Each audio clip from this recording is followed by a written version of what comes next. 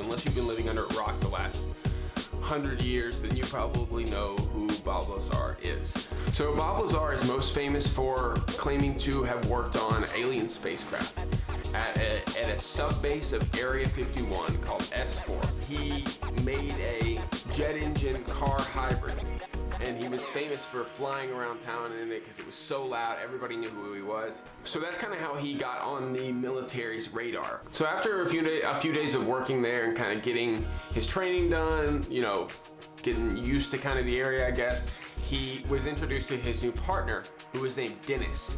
And Dennis had been working at this subbase of Area 51 for a while now. This time that I went in, there were hangar doors open. I went into the hangar door, and in the hangar door was the disc, flying saucer, that I worked on.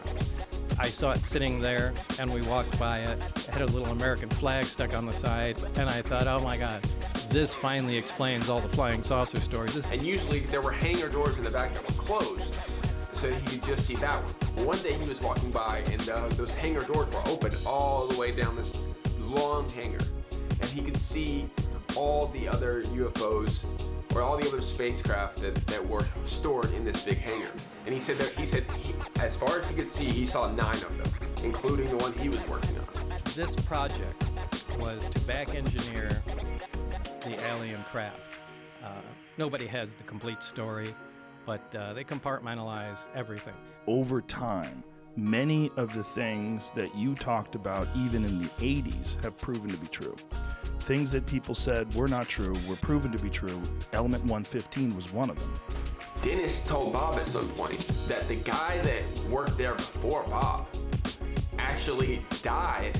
Yeah, you can't really stand up till you get to the very center of it. And how tall are you? I'm 5'10". And what do you think this was designed for? I'd say something close to half my height. Wow. Now, you said there's 9 of them, and you got a brief glimpse at the other ones. How were they different? Oh, they looked completely different. One looked like I called it Jell-O mold, and it looked like a classic Jell-O mold with the rippled sides to it. One was a very flat disc, you know, like a straw hat or something like that. That was sitting up on its edge, and the thin part of it looked like a projectile had been fired through the edge of it. You know, there are the saucers, but you got cigar shaped, you got, you know, the top hat shaped, you have orbs. Why? Maybe they're serving different purposes. They're doing different things, like we've used different tools. How could something that advanced ever crash or, you know, mess or let something like humans shoot it down? Because if this stuff is true, I mean, the world as we know it is gone forever. I mean, this is something that changes everything. If he's telling the truth, which I personally genuinely believe he is telling the truth. He said that somebody there does know how the craft at least operates enough to fly it. And the crazy thing about the craft is the inside of it does not have any wires. Nothing connects everything together in there. For some reason, with these crafts, they don't obey the laws of physics. They don't obey these things that we know about science, that they somehow are able to break these laws of physics somehow. He found out that they were tapping all of his phones, looking at all of his stuff, and I guess apparently that was something he had agreed to when he signed up for this project. They found out that Bob's wife was having an affair with a flight instructor. So basically, at this point, they stopped him from coming into work at all until they saw how the affair played out. Now, it's at this point that he starts becoming concerned for his safety, because if he's a liability to them, what will they do to stop him from telling people? And what can he do to make sure he stays alive, basically? Now, this is where he starts making really bad decisions. He started bringing friends to watch from a distance. And I think it was on the third time that we got caught. I mean, we started becoming a little careless. I think we took a motorhome out there, and you know, I mean, it was like the stupidest thing you could possibly imagine. Started tailgating. Then about 20 feet in front of us, we see a little green light fall on the ground and roll to us. And unbeknownst to us, now it's pitch black, you can't see your hand in front of your face. There were a bunch of guards standing right out there, and they had a night vision scope where they were like from here to the wall looking at us, listening to us, and the guy dropped it and the scope rolled over to us and you could see the green screen. You know, we turned the lights on and all these guys are there. So it was, whoa. Yeah, Yeah. So we did incredibly stupid stuff and got caught, as we should have. Flash forward, Bob gets caught. He gets in trouble. You know, his friends and him get caught. He's already scared for his life because, you know, the thing with his wife having an affair and all that stuff. And it wasn't a short time after that that I contacted, you know, at that time, the only investigative reporter I had heard of in Las Vegas was George Knapp. He tells George everything that he knows about everything, so that if something happens to him, at least it can get out to the public somehow. Eventually he starts to believe Bob too after a certain amount of time. So at this point he decides, okay, I want to make it public. I want to go on TV and release this information to the public. So he goes on TV and under the pseudonym Dennis, which if you remember is his partner's name at the place. So he kind of was doing it as like an inside joke to mess with his friend Dennis, who was working there. Everybody starts talking about it. It becomes like a huge news story overnight. So after Bob's identity was made public, bad things started to happen to him and his family and friends. A lot of his friends and family started to get audited by the government out of nowhere. A lot of them started to get weird visits at their house. They started to experience weird stuff. Hello guys, welcome to part 4 of the Bob Lazar videos. I'm just gonna start this off real quick because I already got the stuff filmed and stuff. I'm just gonna edit it in right after this. Yeah, I hope you guys enjoy this video. Thanks for watching all of these. Make sure you give it a like and subscribe and leave a comment if you can.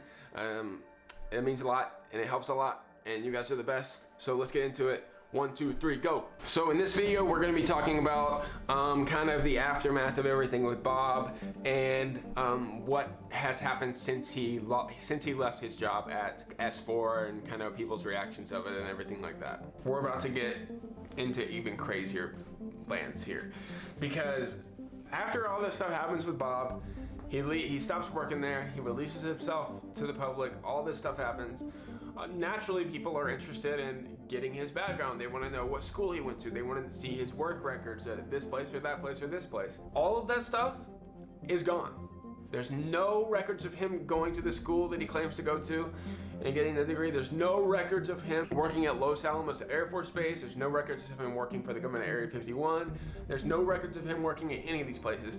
Even his birth certificate is gone. Everything is gone. Now, one of the things that's happened to you that has allowed people to discredit you was there's obviously been some sort of an effort to erase your past. Yeah. Some sort of an effort to erase your education history, your employment history at Los Alamos. In fact, the only way your employment history was proven at Los Alamos is someone got a directory of the employees from the past and read into it, and you were on that list. So it proved that you worked there even though people were trying to deny it, and they were trying to use that as a way to discredit you, that you never did work at Los Alamos. You weren't really a scientist. What was that like to experience? I mean, of course, we're talking about the 1980s, the 1990s, when you could get away with something like that. Yeah, obviously there were a lot less records on computers at that time. It was still file cabinets and folders. But yeah, that was frightening. That was one of the first things what happened? started. I think George Knapp was the first one that uncovered that. I mean, he saw my birth certificate disappear. It disappeared. Yeah, like there was no record of you being. Yeah, there was no record of that. There was his mom no tells record. His mom tells me about that. Like it was frightening for her. He's got a real family, you know. He's a real person. It's frightening for her. But the Los Alamos thing really surprised me, and that they were so adamant that no, this guy never worked here. Don't be ridiculous. And George went back and forth, you know, I got the letters on the wall, months. And the first thing I think of when I think of that is, oh, they were gonna kill him and just pretend he never even existed to begin with.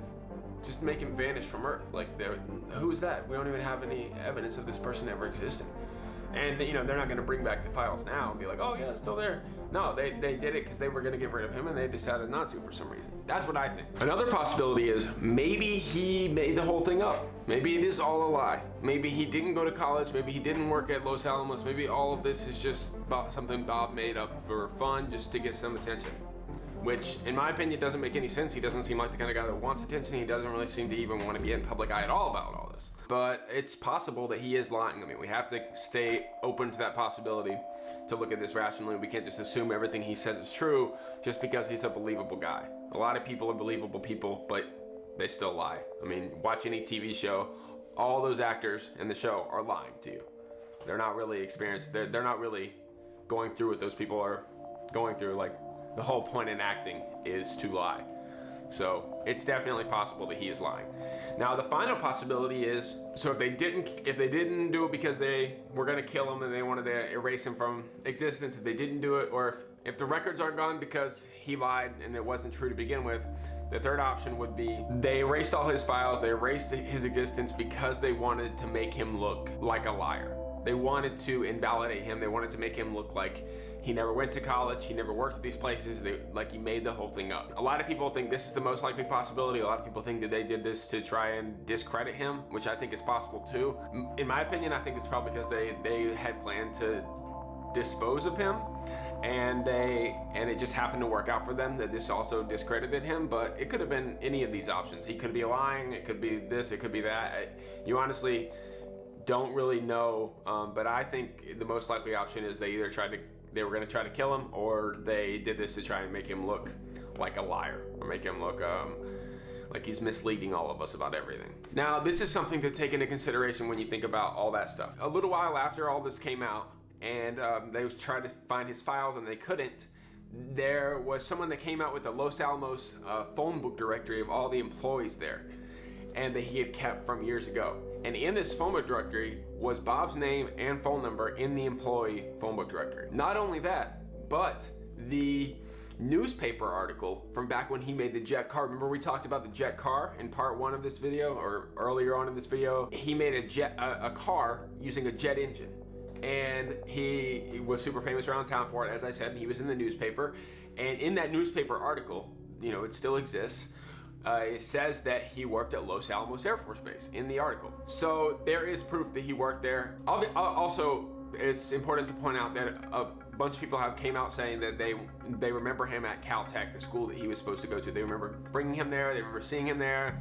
A lot of people have come out and said that they remember him there. For some reason, there's just no files of him ever going to school there. Checking out Lazar's credentials proved to be a difficult task. He says he earned degrees in physics and electronics, but the schools we contacted say they've never heard of him. He also said he worked as a physicist at Los Alamos National Lab, where he experimented with one of the world's largest particle beam accelerators, a half-mile-long behemoth capable of generating 700 million volts. Los Alamos officials told us they had no records of a Robert Lazar ever working there.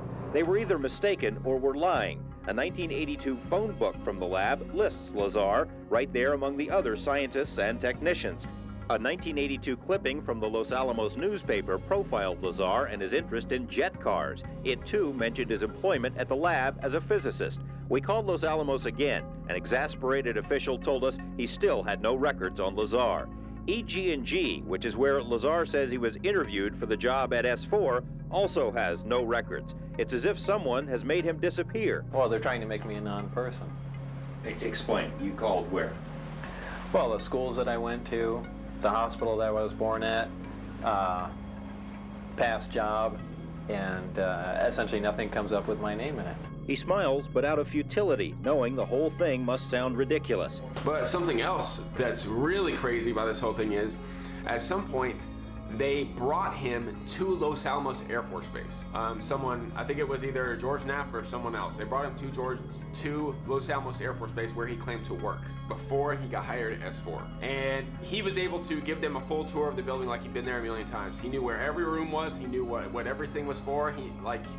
He led them around through there like he was giving them a tour, like he was a tour guide. Like he knew everything about the base. He knew everything, you know, there was to know about all the paths, everything there. He was leading them through it all, as opposed to the other way around.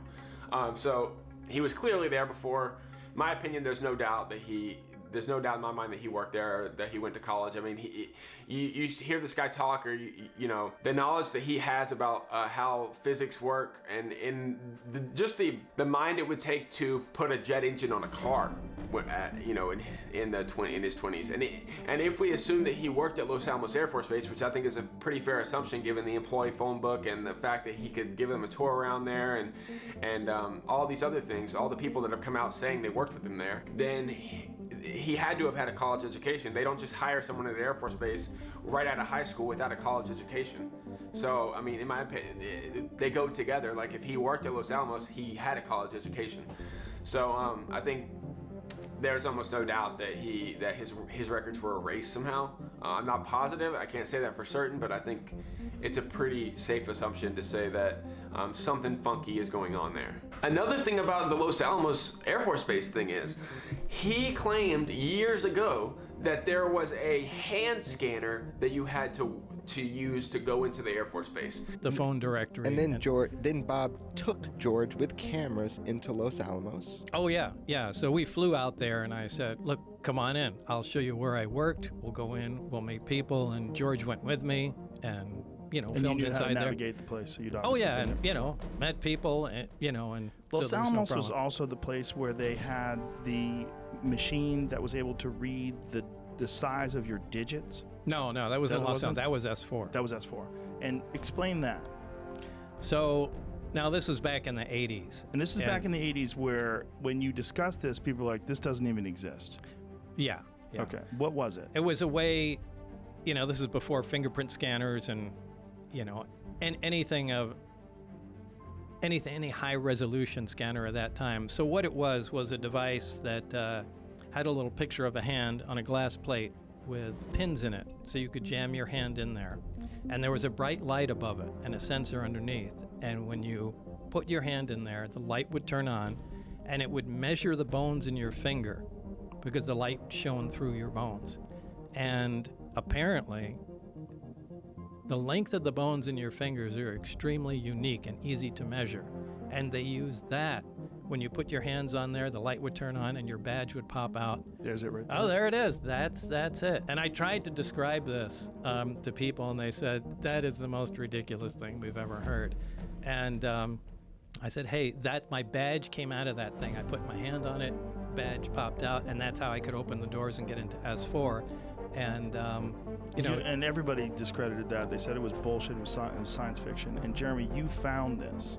I found it through a good friend of mine named Tyler Rogaway, and he had some good sources inside of Area 52 where they also used these for the stealth program right around that time. So now I've got all these people that worked within who, said only if you're in certain programs would we use this technology. It was kind of shit, actually. They didn't keep it for very long, beginning of biometrics. So I was able to reveal it in my film. I kept my mouth shut until I showed it to Bob. There's no way he could have known about that unless he went through those hand scanners, because it wasn't known to the public at the time, which is good enough proof to me, honestly. Like, that's a pretty big thing. And then that on top of the fact that he knew about Element 51, then you have to think about if all this stuff is true, you really have to think, like, what does that mean for everything? If our government has 9 spacecraft, just they're holding it in these hangars at Area 51 or wherever they have them now. This is just one military base. They could have hundreds of them. They could have dozens of them. We don't know. What does that mean for us? If there are beings flying around in spacecraft on Earth and crashing, or we're shooting them down or whatever, or they left them here thousands and thousands of years ago, whatever it might be, what does that mean for us? If the Galactic Federation thing is real? Let's say hypothetically it is. I don't know if it is or not, I'm just saying hypothetically. And there are aliens, communicating together up in the universe, and they're all working together, and they want us to work with them as well once we evolve some more, and they're kind of waiting to tell us. If all that's true, if all that's real, what does that mean for us? Where do we go from here? How do people react? There's so many questions that we have to ask from there. If that technology exists and we don't need the fuels that we use now anymore, propulsion systems, whatever it might be, the world changes if antimatter, anti-gravity propulsion systems exist. What's going on up there could be the most important event in history.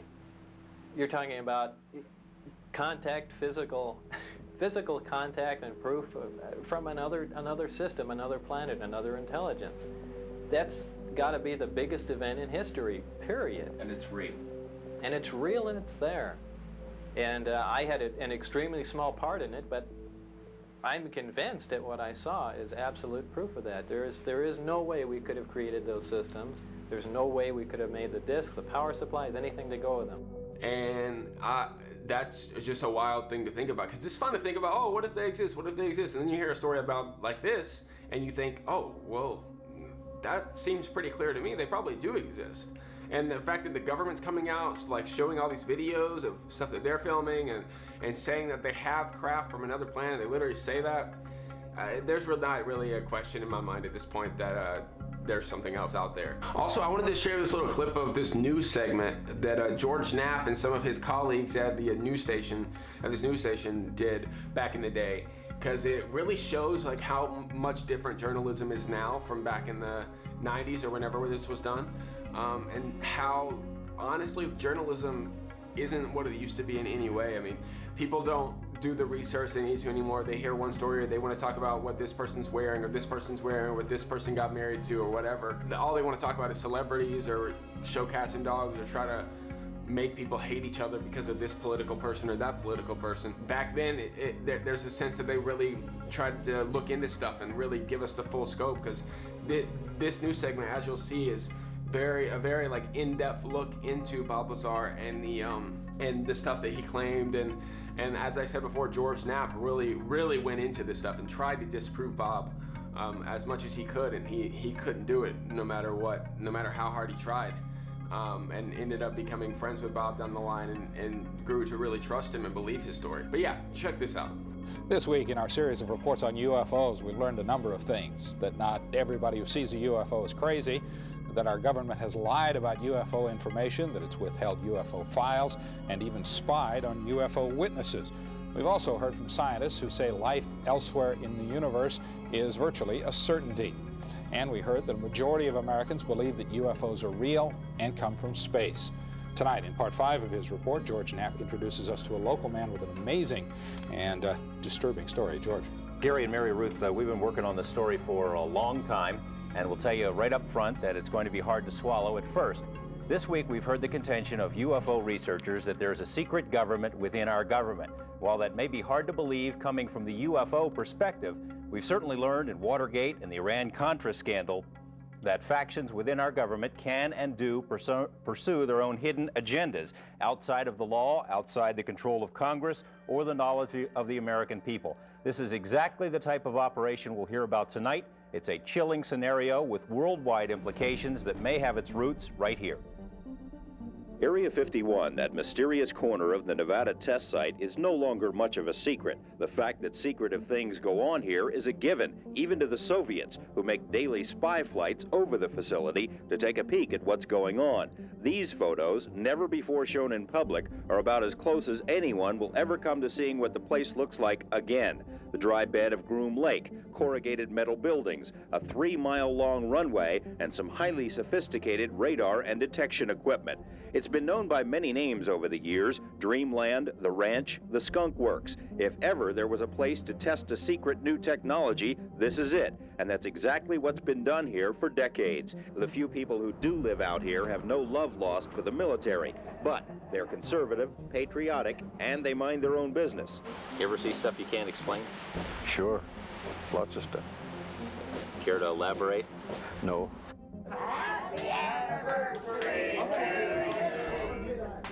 On any given night at the Rachel Bar and Grill, you might find 3 or 4 people who work at Area 51, there amid the flowing Budweisers and cowboy hats. You might find them, but they aren't going to talk to you, not about the things they've seen over the mountains. A steady trickle of curiosity seekers flows through here, strangers drawn by strange stories of lights in the night sky. Their questions also go unanswered.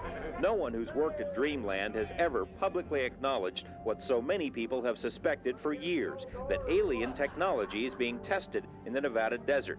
The speculation first surfaced in documents obtained by UFO researchers, documents about something called Project Aquarius. The documents, allegedly prepared for an organization called MJ-12, state that a program to fly recovered alien spacecraft was established in 1972 and is continuing in Nevada. The National Security Agency has confirmed it does have a Project Aquarius, but denies it has anything to do with flying saucers. NSA will not say what Project Aquarius is. Speculation speculation was heightened in 1984 when the Air Force seized nearly 90,000 acres around Groom Lake. The action was, by most accounts, illegal. During congressional hearings about the land grab, Congressman John Seiberling grilled the military about the legal authority used in the action and was told the authority was at a much, much higher level than the Air Force. Seiberling asked what authority is higher than the laws of the United States. The Air Force official said he could respond, but only in a closed briefing.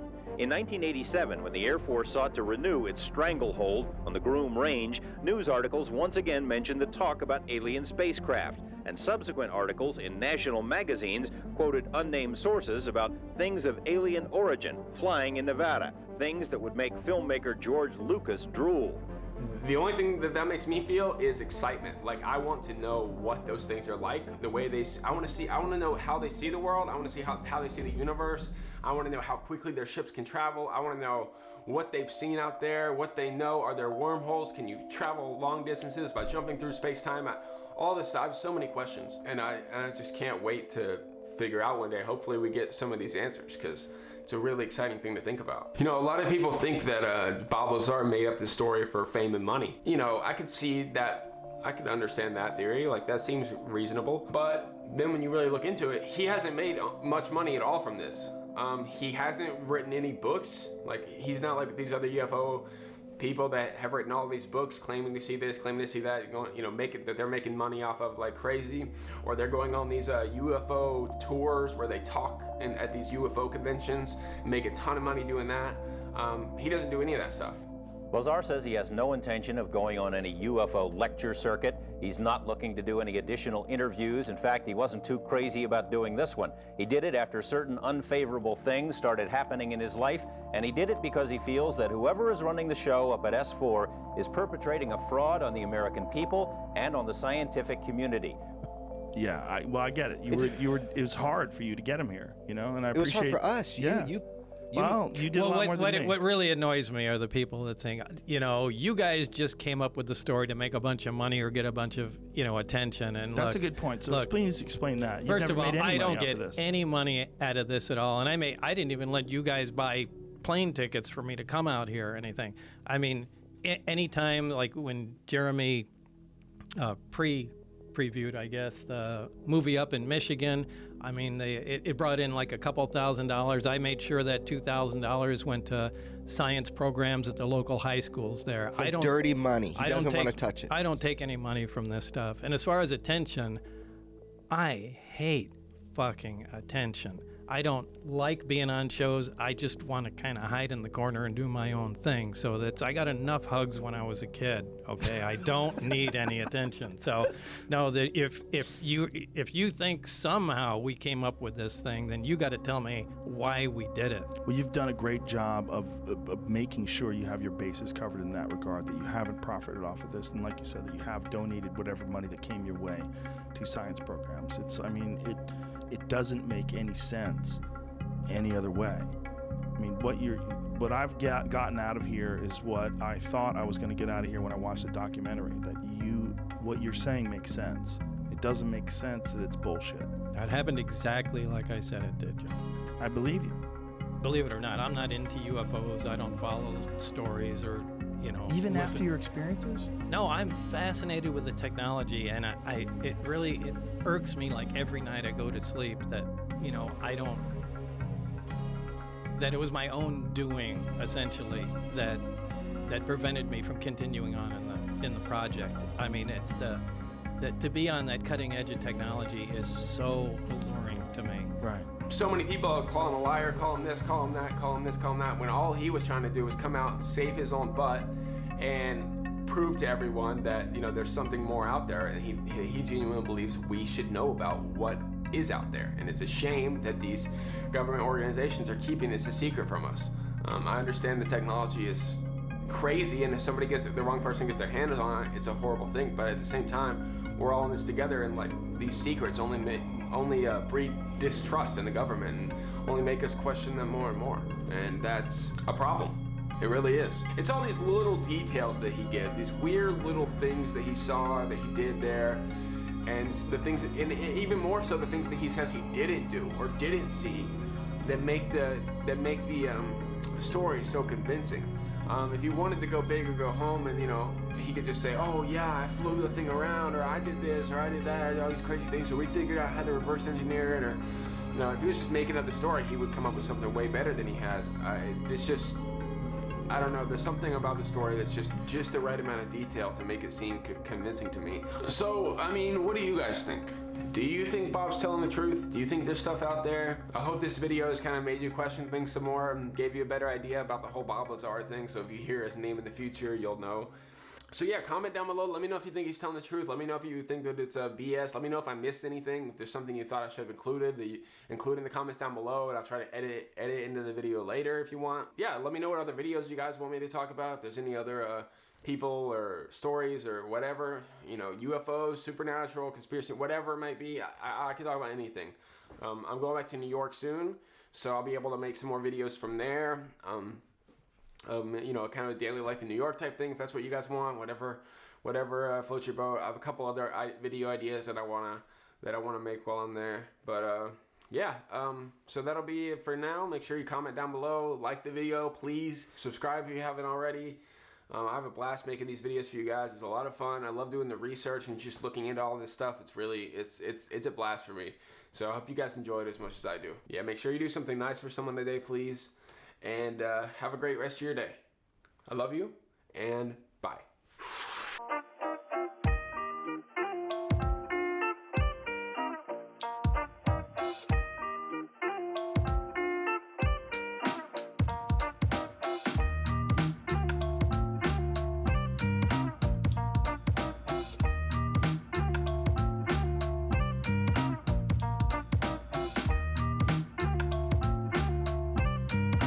I know that you have paid a huge personal cost to get this information out. And I mean, maybe you didn't understand what that cost would have been when you first initially came forward with the story.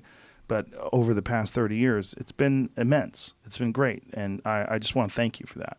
And thank you for all these people that would not have gotten this information and would not have really had this story any other way. Oh, thanks, Joe. Thank you. Yeah, really, if you look at all the information on concerning my accounts, that's verifiable. It can't possibly be a bullshit story anymore. It's really way past that point. Yeah. I mean, you believe his story, don't you? Yeah, I do. Yeah, I've got to know him pretty well over the last couple of months, and I believe he's telling the truth.